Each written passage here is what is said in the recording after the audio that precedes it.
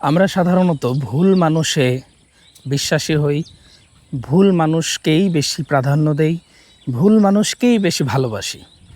কিন্তু যারা আমাদেরকে এই ভুল মানুষগুলোকে চিনিয়ে দেয় বা আমি নিজে যখন চিনতে পারি তখন আমি নিজেকেও বিশ্বাস করি না, বা যারা আমাকে ভুল মানুষদের চিনতে সহযোগিতা করে তাদেরকেও উল্টা আমরা ভুল বুঝে থাকি। আসলে যারা আমাদের ভালো চায়, যারা আমাদের সব কিছুতে কল্যাণ চায়, তাদের কথা শুনে চলা, মেনে চলা উচিত।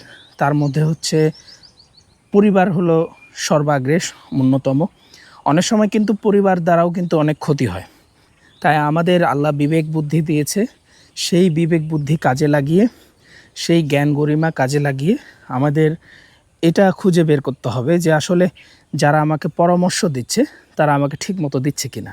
আল্লাহ জ্ঞান দিয়েছে, বুদ্ধি দিয়েছে, নিজের এই জ্ঞান বুদ্ধিকে সঠিক পথে কাজে লাগাতে হবে। তারপর আমাদেরকে বুঝতে হবে যে আসলে আমাদের কারা কল্যাণ চায়, কারা কল্যাণ চায় না, এগুলো মেনে বেছে আমাদের জীবনকে পরিচালনা করতে হবে।